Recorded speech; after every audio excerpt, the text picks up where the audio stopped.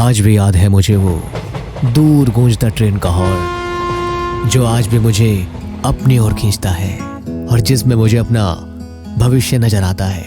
और सच कहूं तो अब वही मेरा जुनून है, वही मेरी जिद है और वही मेरा सपना। तो आपकी इसी जिद जुनून और आपके सपने को पूरा करने के लिए हमेशा की तरह एक बार फिर आपके साथ खड़ा है आपका अपना एसएससी मेकर परिवार, जिसने सपने देखने वाले लाखों बच्चों के सपनों को अपना सपना माना और पूरी जान झोंककर उन्हें उनकी मंजिल तक पहुंचाया। तो यदि आप में भी है वही जिद और वही जुनून, तो हम हैं आपके साथ। रेलवे में एएलपी तथा टेक्नीशियन बनने का सपना देख रहे विद्यार्थियों के लिए एसएससी मेकर लेकर आया है पायलट बैच, जिसे बेहतरीन अनुभवी अध्यापकों की टीम ने मुख्य रूप से रेलवे एएलपी तथा टेक्नीशियन के एग्जाम के लिए तैयार किया है। तो देरी किस बात की, आज ही ज्वाइन करें हमारा पायलट बैच और अपने सिलेक्शन की जिम्मेदारी हमें सौंप दे। पायलट बैच ज्वाइन करने के लिए डाउनलोड करें एसएससी मेकर ऐप और दिए गए नंबर पर कॉल करें।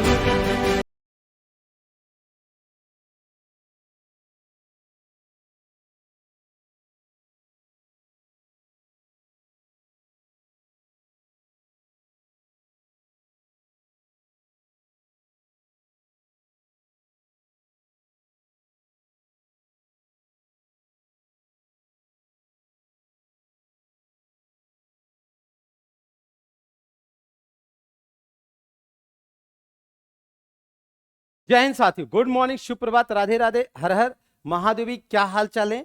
उम्मीद करेंगे कि आप लोग बहुत अच्छे होंगे। और जैसा कि आपको पता ही भी, आज यानी कि भाई थोड़ा सा आप लोग सो के भी जगे होंगे, है ना? हाँ, कल आपने एंजॉय किया है पूरा।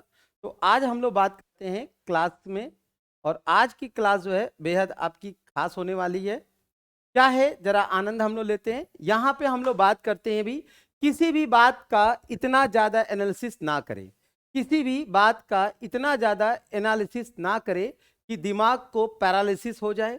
भगवान ने जिंदगी जीने के लिए दी है, पोस्टमार्टम करने के लिए नहीं। बिल्कुल आपको ज्यादा नहीं सोचना है, इतना नहीं ज्यादा सोचना है कि एनालिसिस हो, है ना? हाँ, याद रखिएगा, दिमाग क्या हो जाए, पैरालिसिस हो जाए। तो इतना ज्यादा आपको नहीं सोचना है। कारण क्या है, आपको अच्छे से पता है। यहां पे अगर हम बात करें तो क्वेश्चन नंबर पहले से शुरुआत करते हैं। क्या कह रहा है भाई? एक बार राधे राधे, हर हर महादेव। और जैसा कि आपको पता है भी, अब एक शुरुआत हो गई है। अब देखिए, त्योहारों का सीजन जरूर है, लेकिन आपको डरना नहीं है, है ना? आगे बढ़ना है और बढ़कर यानी कि अपनी सफलता सुनिश्चित करना है। उसके लिए आपको क्या करना पड़ेगा? लगातार मेहनत करना पड़ेगा, बार बार मेहनत करना पड़ेगा।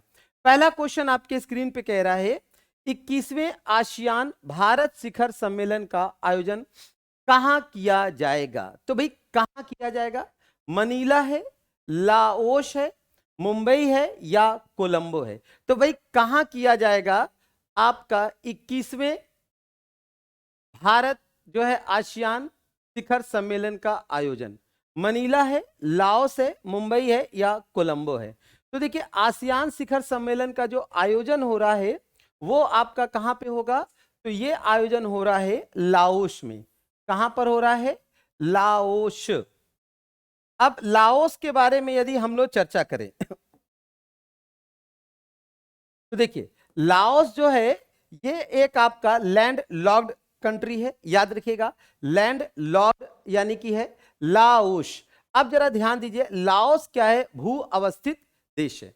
अब ये किसके बगल में पड़ रहा है? थाईलैंड है, वियतनाम है, चाइना है, म्यांमार है। तो इस तरीके से ये चारों ओर से क्या है, आपका पूरी तरीके से बाउंडेड है। तो ये आपका जो लाओस है, यहां पे आपको ध्यान देना है। अगर हम बात करें लाओस के बारे में, ठीक है, तो लाओस जो है अपने आप में दक्षिण पूर्व एशियाई देश है। कौन सा देश है? South east Asia. और यहां पे वियतनाम की राजधानी क्या है? हनोई। क्या है भाई? हनोई है। वियतनाम की राजधानी क्या है? हनोई है। सेकंड नंबर क्वेश्चन कह रहा है, हाल ही में किस संगठन ने स्वास्थ्य सेवा में बड़े मल्टी मॉडल LMM के नैतिक उपयोग पर दिशा निर्देश जारी किए हैं। तो भाई किसने दिशा निर्देश जारी किए हैं आपको बताना है। WHO है, यूनिसेफ है, यूनेस्को है या ग्लोबल हेल्थ काउंसिल है। अब यहां पे देखो सबसे खास बात क्या है कि भाई किस संगठन ने स्वास्थ्य सेवा में बड़े मल्टी मॉडल LMM के नैतिक उपयोग पर। अब अगर हम लोग बात करें यहां पर ये है क्या, नैतिक उपयोग क्या होता है, जरा नैतिक उपयोग को समझ लो भाई। नैतिक उपयोग क्या होता है, नैतिक उपयोग वो होता है जिसमें कि आप मतलब क्या होता है, जैसे हेल्थ पे असर पड़ता है ना, इन सब पे क्या होता है असर पड़ता है। तो उसको लेकर भाई किसके द्वारा जारी किया गया है, तो WHO। तो WHO क्या है, वर्ल्ड हेल्थ ऑर्गेनाइजेशन। और ये 7 अप्रैल को कब है आपका, तो याद रखिएगा 7 अप्रैल यानी कि विश्व स्वास्थ्य दिवस मनाया जाता है।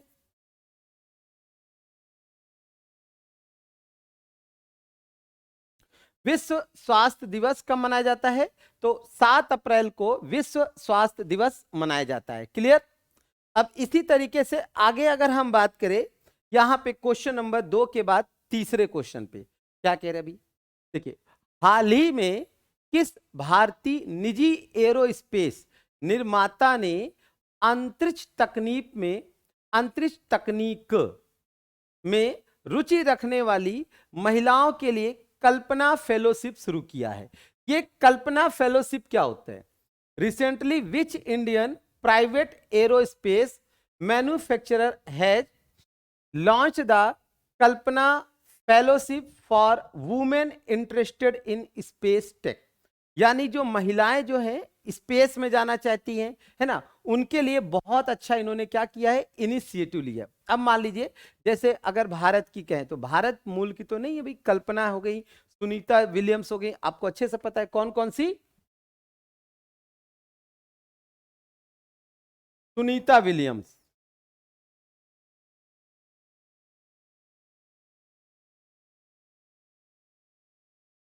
दूसरी क्या हो गई, कल्पना चावला, सुनीता विलियम्स और कल्पना चावला। ठीक है, तो अब ये भारतीय मूल की है, यानी कि ये दोनों कहां की हैं, भारतीय मूल।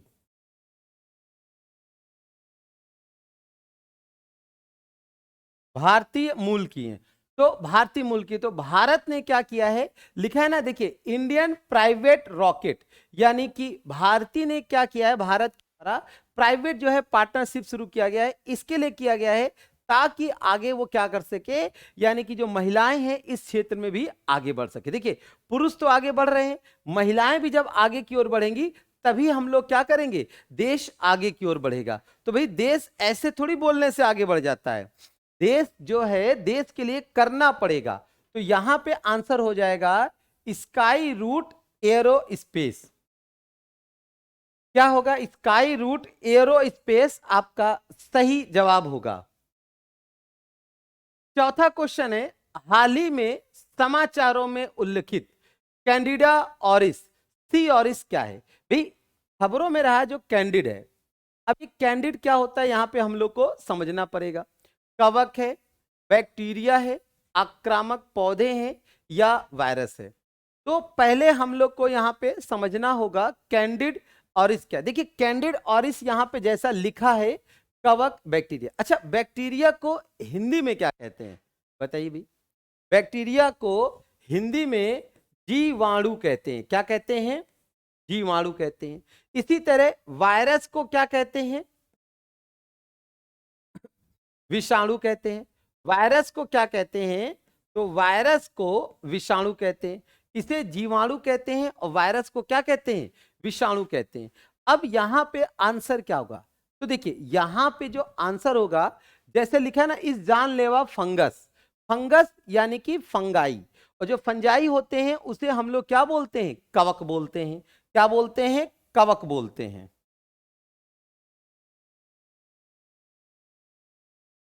फंगस यानी कि फंजाई, जिसको हम लोग क्या बोलते हैं, कवक बोलते हैं। अब यहां पे जरा देखिए फंगस होता क्या है, ध्यान दीजिए, जानलेवा फंगस को समझना जरूरी है। हॉस्पिटल में भर्ती होने के बाद से जैसे इसके लोग जो बीमार होते हैं, भर्ती और पहले से बीमार लोगों में सामने आते हैं। जैसे क्या होता है कि जब आप हॉस्पिटल में जाते होगे तो कहीं भी किसी भी हॉस्पिटल में जाने पे आपकी सांसें फूलने लगती हैं, ठीक है, आपका दिल बार बार धक धक करने लगता है, ज्यादा ऑक्सीजन की जरूरत पड़ती है। आखिर ऐसा क्यों होता है? ऐसा इसलिए होता है क्योंकि जब आप हॉस्पिटल में पहुंचते हो कि वहां की जो सारी जो ऑक्सीजन वगैरह ये सब क्या कर लेते हो, एब्जॉर्ब कर लेते हो, सारे ऑक्सीजन को क्या कर लेते हो, एब्जॉर्ब कर लेते हो। इस वजह से आपके सामने स्थितियां खराब हो जाती। दूसरा, जानलेवा फंगस है, संक्रमण और जो मौत का खतरा है वो 60% तक होता है। इसीलिए कहा जाता है कि जब अगर हॉस्पिटल जा रहे हो तो मुंह पे कवर करिए, हाथों को अच्छे से रब करिए, धुलिए वगैरह सब कुछ करिए, मतलब इस तरीके से करिए। फिर क्या है, बुखार है, कपकपी है, जैसे लक्षण आपको फीवर आएगा, शरीर कांपने लगेगा इस तरीके से, है ना, तो फीवर टाइप का होने लगेगा। आखिर ये सब क्या है, यही सारे लक्षण है किसके, कवक के। तो अब होगा क्या, कैसे हम लोग बचेंगे? तो इसका एक सिंपल सा उपाय है कि आप क्या करिएगा, तो आपको बचना पड़ेगा, है ना, हाँ बचना पड़ेगा, ध्यान देना है। आप जब भी हॉस्पिटल जाइए मुंह पे कवर करिए, जब वहां से आइए तो आप हाथ को रब कीजिए, है ना, या फिर डिटर्जेंट या जो भी अच्छे से धुलिए, और देन आफ्टर आप क्या करिए, ताजे पानी का भी प्रयोग करके नहाइए। हो सके तो गुनगुने पानी में या गर्म पानी में आप क्या करिए, कपड़ों को धुलिए, तब आप ऐसे जानलेवा फंगस से बचेंगे। आपको पता नहीं, हॉस्पिटल में जाते हैं तो रेलिंग पे हाथ कर रहे हैं, दरवाजा खोल रहे हैं, शीशा कर रहे हैं, पता नहीं कितने लोग जो है बैक्टीरिया, किसी की मतलब नाक आ रही है, किसी को कुछ है, और ऐसे करके पोंछ लिया, हो गया, डिसीजेज हो गई, बीमार हो गए, क्या कर लोगे, कुछ नहीं कर पाओगे। तो सावधानी हटी, दुर्घटना घटी, और सब में सब्जी पूड़ी बटी, ये याद रखिएगा, ठीक है। चलिए अगले क्वेश्चन पे अगर हम बात करें, अगला क्वेश्चन क्या कह रहा है, हाल ही में नासा द्वारा महासागरों और वायुमंडल का सर्वेक्षण करने के लिए लॉन्च किए गए उपग्रह का नाम क्या है? तो भाई कौन सा उपग्रह जो है ये आपका लॉन्च किया गया है? स्टार्स 1 है, रोसेट है, पेस है, या एस्ट्रोए है? तो कौन सा आपका उपग्रह है ये आपको बताना। देखिए यहां पे क्वेश्चन कह रहा है नासा। अब यहां पे जो नासा है किसकी स्पेस एजेंसी है, ये भी हम लोग को पता होना चाहिए। तो नासा जो है यूएसए की स्पेस एजेंसी है, किसकी है भाई, अमेरिका की। नासा लॉन्चेस जो है PACE mission to study ocean and atmosphere.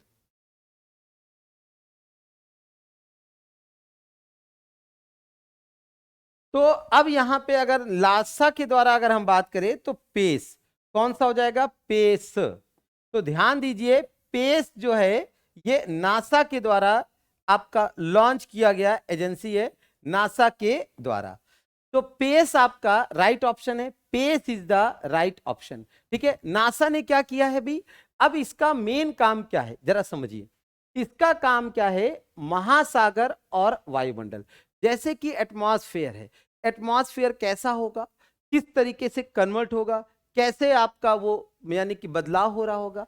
दूसरा अगर हम बात करें, अगर आपसे पूछा जाए कि पृथ्वी के बाहर से यानी अंतरिक्ष यात्रियों को जो अंतरिक्ष है वो कैसा नजर आता है, ये क्वेश्चन कई बार आपसे एग्जाम में पूछा गया है। क्या क्वेश्चन है भी, अंतरिक्ष यात्रियों को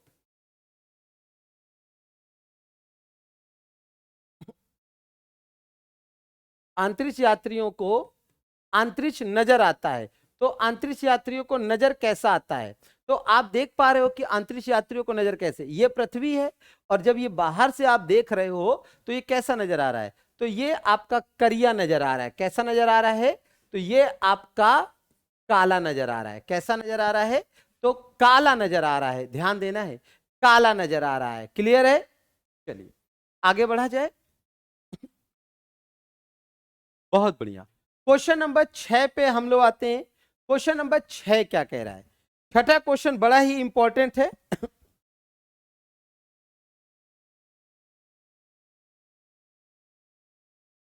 देखिए 38वें राष्ट्रीय खेलों का आयोजन किस राज्य में किया जाएगा? तो भाई किस राज्य में किया जाएगा 38वें राष्ट्रीय खेलों का आयोजन? यूपी है, एमपी है, उत्तराखंड है या राजस्थान है? In which state will the 38 National Games be organize? तो किसमें आपका किया जाएगा, ये क्वेश्चन आपसे पूछा जा रहा है। यूपी है, एमपी है, उत्तराखंड है या राजस्थान है? तो भाई क्या होगा इसका आंसर? तो देखिए यहां लिखा है देवभूमि। क्या लिखा है?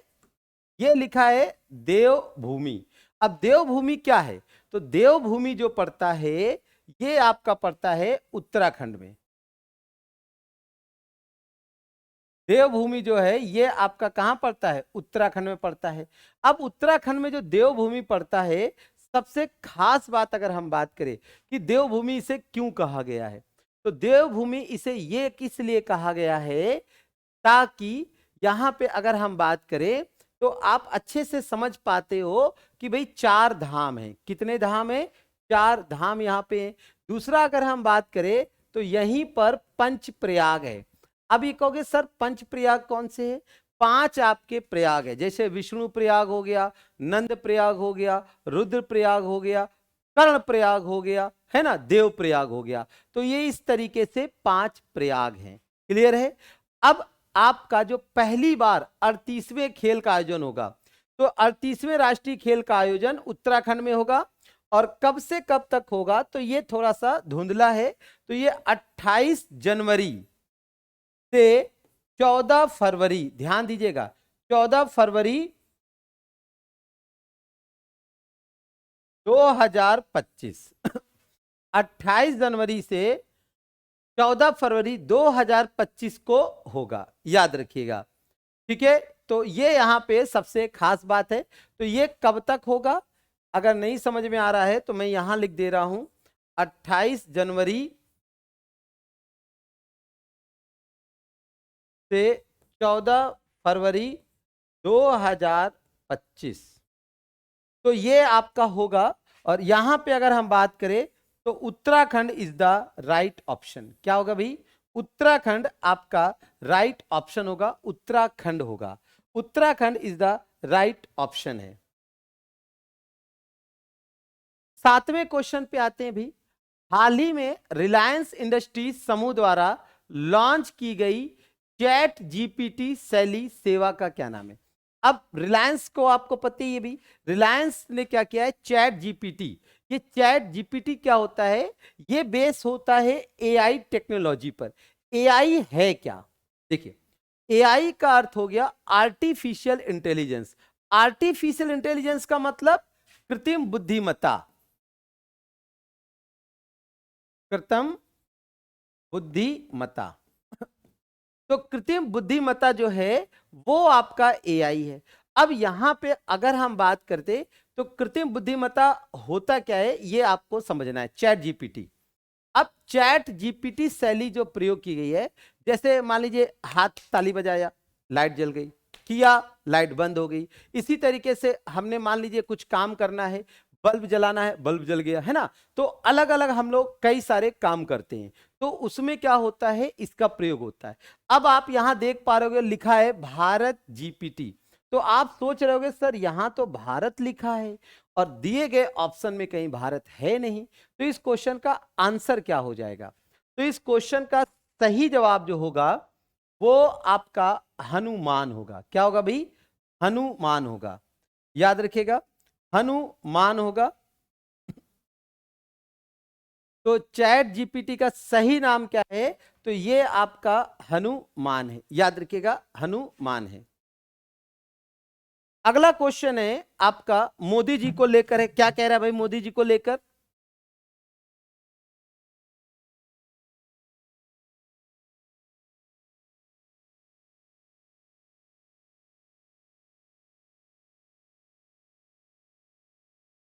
पीएम मोदी ने हाल ही में इंडियन इंस्टीट्यूट्स ऑफ स्किल्स का उद्घाटन कहां किया है? देखिए, Indian, where did PM Modi recently inaugurated the Indian institutes of skill. अब अगर हम बात करें तो इस उद्घाटन के साथ ही पता है, वैसे तो कई बार हमारे प्रधानमंत्री माननीय जो मोदी जी हैं अच्छा, मोदी जी का इस समय प्रधानमंत्री के रूप में कौन सा कार्यकाल चल रहा है? पेपर में कई बार रिपीटेड है, बार बार क्वेश्चन आता है। तो अगर हम इनका कार्यकाल पूछे, जो टर्म पूछे, तो ये इनका थर्ड है, यानी थर्ड का मतलब तीसरा कार्यकाल है, याद रखिएगा, तीसरा कार्यकाल है। और अगर हम बात करें इन्होंने उद्घाटन कहाँ किया है, तो ये आपका किया है मुंबई। कहां पे किया है? मुंबई। अच्छा, मुंबई जो है, मुंबई को हम क्या बोलते हैं? तो मुंबई जो है, याद रखिएगा, मुंबई को भारत की वित्तीय राजधानी कहा गया है। कौन सा कहा गया है? वित्तीय राजधानी। वित्तीय राजधानी यानी फाइनेंशियल कैपिटल, भारत की वित्तीय राजधानी। अगर शिमला कहें तो शिमला कहां पड़ता है भाई? हिमाचल प्रदेश में शिमला है। लखनऊ जो है यूपी में है, और जयपुर जो है ये आपका राजस्थान में है। जयपुर कहाँ है भाई? तो जयपुर आपका राजस्थान में है। जयपुर कहाँ है? राजस्थान में। और हमारे प्रधानमंत्री मोदी जी का लक्ष्य क्या है कि विकसित भारत कब तक बनाने का लक्ष्य है? 2047। आखिर ये इन्होंने 2047 ही क्यों नहीं चुना? और भी तो कोई चुन सकते थे, 2047 ही क्यों चुना? इसका मेन कारण है, वो ये है क्योंकि 2047 में आजादी के, यानी अगर हम बात करें आजादी के 100 साल हो रहे होंगे। कितने साल हो रहे होंगे? 100 साल आपके आजादी के हो रहे होंगे। 100 साल आपके आजादी के हो रहे होंगे। तो सबका एक अपना लक्ष्य होता है, उसी हिसाब से हमारे मोदी जी ने भी अपना एक लक्ष्य निर्धारित किया है। और बहुत अच्छी बात है, हम सबको इनके लक्ष्यों को क्या करना है? पूरा करना है, आगे की ओर बढ़ना है। अगला क्वेश्चन है, राष्ट्रीय समुद्री विरासत परिषद की स्थापना किस राज्य में की जाएगी?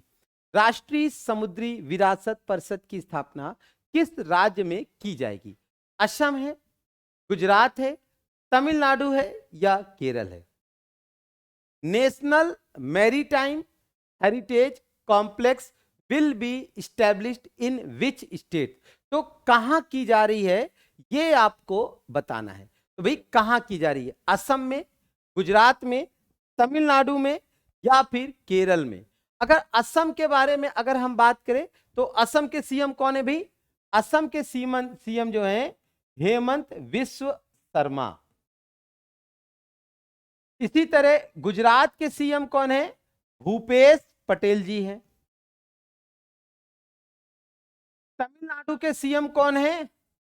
स्टैलिन है। और केरल के सीएम कौन है? पिनाराई विजयन जी हैं।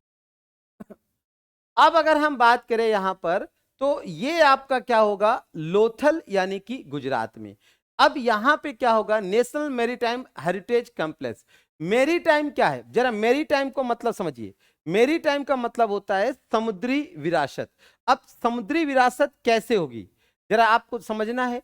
तो समुद्री विरासत का अर्थ क्या हो गया कि आगे की ओर, यानी कि हमें संभालना है, किस तरीके से आगे की ओर बढ़ेगा, ये हो गया समुद्री विरासत। और इसका जो जवाब होगा वो होगा आपका बी। क्या होगा भाई? बी, अर्थात गुजरात। अच्छा, गुजरात में आपको अच्छे से पता है लोथल है। लोथल क्या है? डॉकयार्ड है, यानी कि गोदीबाड़ा है। अब गोदीबाड़ा क्या होता है? जहां पर पोर्ट्स आते हैं और जाते हैं।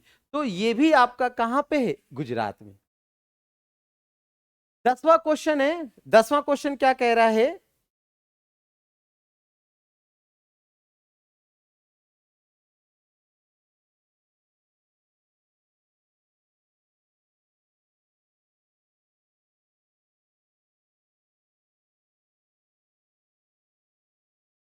दसवां क्वेश्चन आपकी स्क्रीन पर है। 10वां क्वेश्चन कह रहा है भाई, हाल ही में समाचारों में रहा, हाल ही में समाचारों में रहा PSIFI सिस्टम क्या है? What is PSIFI system recently seen in the news? तो अपशिष्ट निपटान की एक प्राथमिक जो है विधि है, मानवीय भावनाओं को पहचान करने की एक प्रणाली है या रक्तचाप की निगरानी करने के लिए एक उपयोग उपकरण है? तो क्या है?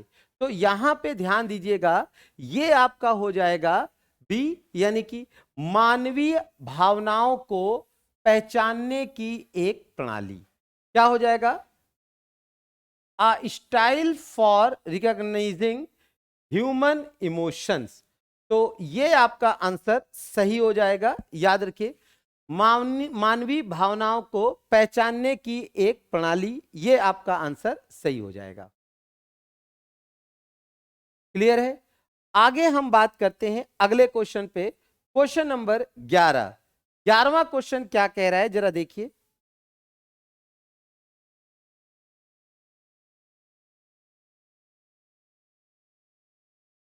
ग्यारहवां है आपका क्वेश्चन, कह रहा है एशियाई टेबल टेनिस महिला चैंपियनशिप 2024 का कांस्य पदक किसने जीता है? कांस्य पदक का मतलब bronze. Which country won the bronze medal of Asian table tennis women championship 2024? तो अब यहां पे बड़ा ही इंपॉर्टेंट क्वेश्चन है पेपर की दृष्टि से भी। अब यहां पे जरा आपको ध्यान देना है। भारतीय महिला टीम ने एशियाई टेबल टेनिस चैंपियनशिप 2024 में, किसमें? 2024 में कांस्य जीता है। 1972 से ये आपका आयोजन हो रहा है और भारतीय टीम ने किसे हराया है? तो यहां पे आप देख पा रहे हो, और ये साउथ कोरिया की खिलाड़ी है। कहां की? अभी साउथ कोरिया। तो एशियाई टेबल टेनिस महिला चैंपियनशिप 2024 का जो कांस्य पदक जीता है वो किसने जीता है? तो याद रखिएगा, वो अपने देश यानी कि we proud to be an Indian, तो अपना देश यानी कि भारत। तो हमें भारतीय होने पर क्या होना चाहिए? गर्व होना चाहिए। तो ये आपका भारत ने जीता है। अच्छा, यहां पे एक प्रश्न ये बनता है कि भाई चीन की राजधानी क्या है? तो चीन की राजधानी बीजिंग है। जापान की राजधानी क्या है? मैं लिख देता हूं, जैसे कि जापान की राजधानी क्या है? टोक्यो है। चीन की राजधानी बीजिंग है। मलेशिया कुआलालंपुर है।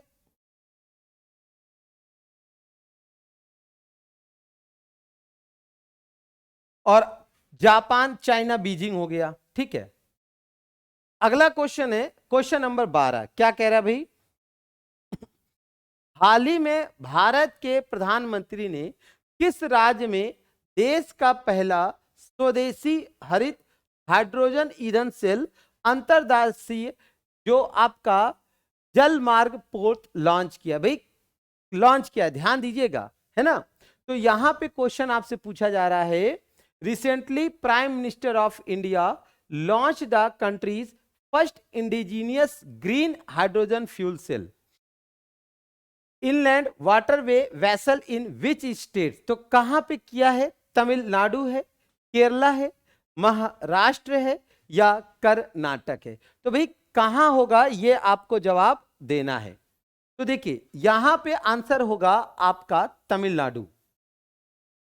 अब एक बार हम लोग फिर से देख लेते हैं भाई, इन तमिलनाडु यानी कि अब ये पड़ता कहां है? तो इस तरीके से हम जब मैप बनाते हैं, ध्यान दीजिएगा, इस मैप में आपको जो ये एरिया दिखता है, कौन सा? ये एरिया। तो ये एरिया जो है ये तमिलनाडु है। क्लियर? ये तमिलनाडु है। ये जो एरिया है ये गुजरात है। Then after Maharashtra, Goa, Karnataka, Kerala. तमिलनाडु जो हो गया आपका, ठीक है, इस तरीके से। फिर आपका हो जाएगा आंध्र प्रदेश, फिर उड़ीसा, फिर पश्चिम बंगाल। अब यहां पे अगर हम बात करें तो जैसे इसका आंसर तो हो गया तमिलनाडु। अब देखिए तमिलनाडु के सीएम अभी हम आपको बता दिया, केरला के सीएम भी बता दिया, महाराष्ट्र के भी बता दिया, कर्नाटका के भी सीएम हमने आपको बता दिया। क्लियर है? तो ये आपको थोड़ा सा ध्यान देना है। क्वेश्चन नंबर 13 कह रहा है, निम्न में से कौन सा तरलता समायोजन सुविधा के लिए उपयोग के रूप में किया जाता है? ये क्वेश्चन जो है ये आपका 13 नंबर क्वेश्चन जो है ये इकोनॉमिक्स से रिलेटेड है। क्या हो रहा है? रेपो दर है, रिवर्स रेपो दर है, SLR है, CRR है, ठीक है, नगद आरक्षित अनुपात, रिवर्स रेपो दर, वैधानिक तरलता अनुपात। तो इसका क्वेश्चन क्या हो जाएगा, यानी कि इस क्वेश्चन का आंसर, तो इस क्वेश्चन का जो आंसर होगा वो आपका ए होगा। क्या होगा भाई? इस क्वेश्चन का आंसर आपका ए होगा। ध्यान दीजिए, अब ये होता क्या है, अब ये क्वेश्चन इकोनॉमिक्स का है, बड़ा ही इंपॉर्टेंट क्वेश्चन है। देखिए, रेपो दर, रिवर्स रेपो दर, क्या होता है कि बैंक यानी कि ये रेट आपकी इंप्लाई करती है। तो जैसे आपका आरबीआई हो गया और अदर्स बैंक्स हो गए, ओटीएच बैंक, तो आरबीआई क्या करती है, अन्य बैंकों पर आपका अप्लाई करती है। तो जब अन्य बैंकों पे अप्लाई करती है तो उसे हम बोलते हैं रेपो, यानी कि कुछ समय के लिए जैसे दिया तो उसे हम लोग रेपो बोलेंगे और बाकी को क्या बोलेंगे, रिवर्स रेपो। क्लियर है? बाकी को क्या बोलेंगे, रिवर्स रेपो। यानी रेपो दर है, ध्यान दीजिएगा, रेपो दर आरबीआई को मिलता है। रेपो दर किसको मिल रहा है? आरबीआई को। और रिवर्स रेपो दर जो मिल रहा है ये कौन ले रहा है? तो अन्य बैंक। क्लियर है? चलिए, संकर 6 निम्नलिखित में से किस वस्तु की एक किस्म है? संकर 6। तो देखिए, पेपर में खबर आता है ना कि भाई जो हाल ही में ये कौन सी नई प्रजाति है या कौन सा नया आपका है, तो संकर 6 इसी तरीके से है। सरसों है, कपास है, ठीक है, सरसों है, कपास है, मूंगफली है या सोयाबीन है। तो संकर 6 के बारे में कहें तो संकर 6 is the variety of which of the following commodities. तो किसका है आपको बताना है, मस्टर्ड है, कॉटन है, ग्राउंड नट है या सोयाबीन है। तो संकर 6 जो है ये आपकी है कपास। किसका हो जाएगा? कपास। कॉटन है, कपास। अच्छा, कॉटन के लिए याद रखिएगा, कॉटन के लिए ब्लैक सॉइल जो है अर्थात काली मिट्टी बहुत ज्यादा अच्छी होती है। काली मिट्टी यानी कि ब्लैक सॉइल किसके लिए? तो आपका कपास की खेती के लिए बहुत ज्यादा अच्छी होती है। निम्न में से किस तेल का भारत के तेल आयात में सबसे बड़ा हिस्सा है? ठीक है, जैसा कि आप लोग भैया कुछ लोग क्या है भाई कल रात का देखे हुए हैं दशहरा वशहरा तो सो रहे नींद में, है ना। तो आज भाई जाहिर सी बात है कम आज आपको है ना, तो इसी वजह से क्वेश्चन भी कम रखे, तो परेशान नहीं होना है ना। हाँ बिल्कुल फुल एंजॉय लिया है। अब आपको क्या करना है, कल से आपको जुटना है और एक नए जोश के साथ और नए उम्मीद के साथ आगे की ओर बढ़ना है, याद रहे, है ना। चलिए, नारियल तेल है, पाम तेल है, सरसों का तेल है या सूरजमुखी का तेल है? Which among the following oil has largest share among India's oil imports? भाई आपको बताना है सबसे ज्यादा किसका हिस्सा है आयात। अब दो प्रश्न यहां पे बनता है, एक बनता है आयात और एक होता है निर्यात। अब आयात क्या होता है आपको बताना है और निर्यात, देखिए निर्यात का मतलब होता है एक्सपोर्ट, आयात का अर्थ होता है इंपोर्ट, आयात का मतलब होता है मंगाना और निर्यात का मतलब होता है भेजना। यानी जब किसी देश से, मान लीजिए अमेरिका है, ब्राजील है, पाकिस्तान है, चीन है, बांग्लादेश है, भूटान है, भाई हर देश में हर वस्तुएं नहीं हो सकती, तो कुछ देश क्या होते हैं इधर से वस्तुएं उधर भेजते हैं, उधर से वस्तुएं इधर भेजते हैं, यही चीजें चलता रहता है। इसी तरीके से पूरा देश आपका चल रहा है। तो जब हम किसी देश से सामान मंगा रहे हैं, ध्यान दीजिएगा, जब हम किसी देश से सामान मंगा रहे हैं तो उसे हम क्या कहेंगे, उसे हम आयात कहेंगे। आयात आने दो, आने दो। पेपर में ऐसा भी क्वेश्चन आता है कि आयात का अर्थ होता है। इसी तरीके से जब किसी देश में सामान भेज रहे हैं यानी कि निकाल रहे हैं तो उसे हम क्या कहेंगे, निर्यात, यानी जाने दो, जाने दो। आने दो, आने दो, जाने दो, जाने दो। तो आयात और निर्यात, तो समझ में आ गया। और यहां पे जो आंसर होगा वो हो जाएगा पाम तेल। क्या हो जाएगा भाई? पाम तेल आपका राइट ऑप्शन हो जाएगा। पाम तेल जो है इसका आंसर हो जाएगा। पाम तेल पता है इस समय बहुत ज्यादा सब्जियों में, खाने पीने में या अन्य चीजों में आपका इस्तेमाल हो रहा है। ठीक है, तो ये हो गया पाम तेल। इसी के साथ अगर हम कहें तो हाल ही में खबरों में रहा जूस जैकिंग क्या है। तो जूस जैकिंग क्या है ये आपको बताना है भाई। ये आपका होमवर्क का क्वेश्चन है। उम्मीद करेंगे कि ये आप जरूर कमेंट देंगे। और भाई आज के क्वेश्चन थोड़ा सा कठिन था, कारण क्या था, करंट अफेयर्स के ऐसे क्वेश्चन ही थे, है ना। तो उम्मीद करेंगे कि आपको सेशन अच्छा लगा होगा। तो भाई लिखिएगा कैसा क्या है। और अब जो है बिल्कुल थोड़ा सा देखिए, ये फिर से हमने आपको कहा है, कई क्लास में कहा है कि अक्टूबर का महीना त्योहारों का है, आपको घबराना नहीं है, लगातार जुड़े रहना है ना। हाँ, बस ये आपको मेहनत करते रहिएगा।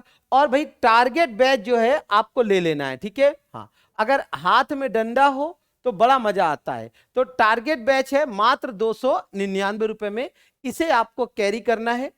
और इतना ही नहीं, अगर आपका सपना है आर्मी में जाने का तो सपने को कीजिए पूरा हमारे फौजी बैच के साथ। जीडी 20% का डिस्काउंट है, याद रखिएगा ऑफर सीमित है, ऐसा ना हो कि ऑफर आपका खत्म हो जाए, ठीक है। और इतना ही नहीं, आरआरबी एनटीपीसी का जो बैच है वो आपका तेजस बैच भी आपका चल रहा है, ठीक है। तो ये बैच भी आपके लिए है। तो ऑफर सीमित समय के लिए है, तो आप तुरंत ही क्या कर लीजिए, ले लीजिए। और जैसा कि आपको पता है कि भाई क्या होता है, रोज रात 8 बजे अजय सर से आपकी मुलाकात होती है। तो आप मैथ्स और रीजनिंग कीजिए बिल्कुल स्ट्रांग अजय सर के साथ। अगर कोई दिक्कत हो, समस्या हो, तो आप दिए गए नंबर पर या दिए गए साइट्स पर संपर्क कर सकते हैं। तो बस आज के लिए इतना ही, फिर मिलते हैं कल सुबह 6 बजे। याद रहिए कल सुबह 6 बजे। तब तक के लिए आप मुझे दीजिए इजाजत। जय हिंद, जय भारत।